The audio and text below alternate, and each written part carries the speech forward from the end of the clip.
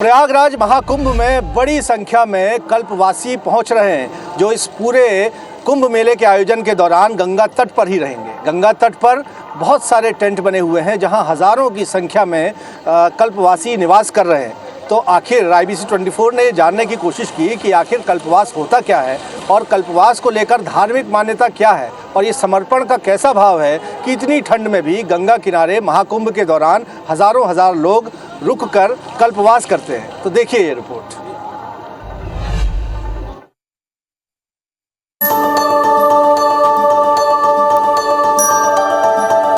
पौष पूर्णिमा के प्रथम स्नान पर्व की डुबकी के साथ 13 जनवरी को कल्पवास आरंभ होगा। लेकिन पुण्य की कमाई के लिए संगम की रेती पर गृहस्थी जमाने के लिए देश के कोने कोने से कल्पवासी पहले से ही उमड़ने लगे हैं। गंगा घाटों के किनारे बड़ी संख्या में लगे छोटे छोटे टेंट में लोग परिवार समेत पहुंचे हैं और ब्रह्मचर्य का पालन करते हुए गृहस्थ जीवन गुजार रहे हैं। लोग ट्रैक्टर ट्रॉलियों पर महीने भर की गृहस्थी का सामान लेकर शिविरों में पहुंचने लगे हैं। दरअसल पौष पूर्णिमा की प्रथम डुबकी के साथ पूरे महीने जप तप और ध्यान का मेला आरंभ हो जाएगा। इसके लिए देश दुनिया के हर कोने से कल्पवासी अपने पोते पोतियों बेटे बहुओं के साथ निकल पड़े हैं। कल्पवासी बताते हैं कि पूरे 45 दिनों तक वे इसी कुटिया में रहकर ब्रह्मचर्य का पालन करेंगे। सात्विक खान पान के साथ दान धर्म भी होगा। संतों का प्रवचन सुनना, साधु संतों की सेवा करना, भटके हुए को रास्ता दिखाना और सच बोलना, यही कल्पवास है। देखिए अविनाश, जैसे अखाड़ा महाकुंभ की शान होती है, वैसे ही जो यहाँ के कल्पवासी होते हैं, कल्पवासी आते हैं, तकरीबन 30 से 45 दिन यहाँ पे रहते हैं, वो भी इस महाकुंभ की शान है।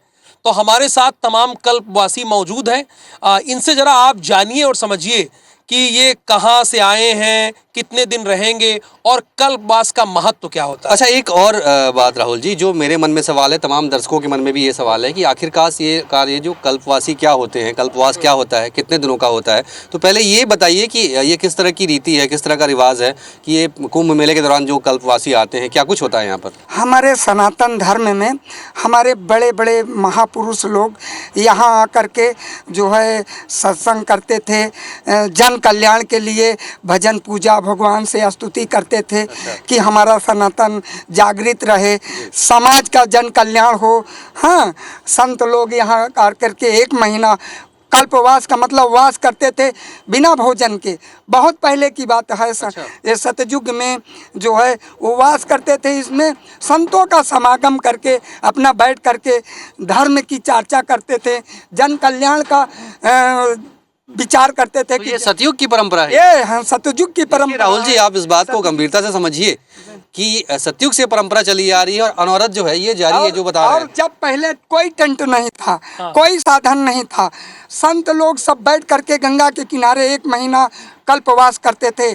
फिर धीरे धीरे प्रथा बदली तो परिवार के लोग पति पत्नी से आते थे, उनकी सेवा करते थे, भोज भंडारा करते थे और चले जाते थे। रात कोई नहीं रुकता था। और अविनाश, जब इन लोगों का संकल्प पूरा होता है, कल्पवास पूरा, तो सिजिया दान एक कहते हैं, उसको आखिर में करते हैं। तो ये क्या जो उद्यापन, जिस तरह से अपने व्रत का उद्यापन करते हैं, क्या वैसा ही होता है क्या?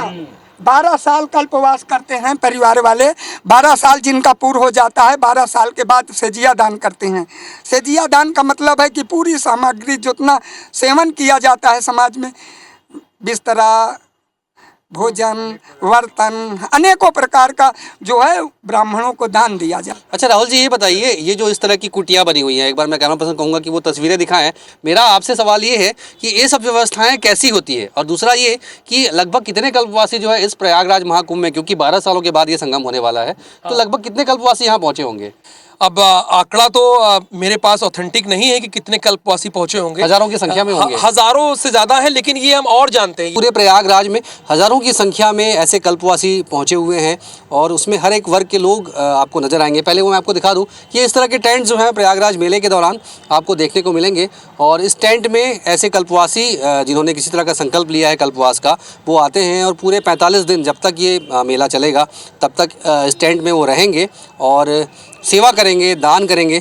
कुछ कल्पवासी हमारे साथ मौजूद हैं, उनसे हम बात करने का प्रयास करते हैं। सनातन धर्म की रक्षा करना हम लोगों का काम है। ये सनातन धर्म से चला आ रहा है, तो हम लोग भी उसके निर्वहन के लिए अपना लगे हुए हैं। और जितना संभव है उतना किया जाएगा। साधु संतों की सेवा की जाएगी। भोले भटके जो आएंगे उनको आश्रय भी दे देंगे और उनको वहाँ तक पहुँचाएंगे भी, भोले भटके शिविर तक जितना संभव है, अधिक से अधिक। तो चूँकि दूर दराज देश दुनिया के हर कोने से आदमी आ रहे हैं। तो आपने भी कोई संकल्प लिया था या फिर? नहीं, मेरी माता जी करती हैं तो हम उन्हीं के साथ यहाँ रहते हैं। अच्छा, अभी तो प्रयाग मेला शुरू नहीं हुआ है, कब से पहुँचे आप? ये अब पूर्णमासी से शुरू होगा। लोग पूर्णमासी से संकल्प लेंगे, जाके पंडा के यहाँ लेना रहता है 1 महीने के लिए। और तो इसका वहाँ उद्यापन और समापन कैसे होता है? पूर्णमासी तक। अविनाश पाठक और राहुल सौमित्र की रिपोर्ट, IBC 24।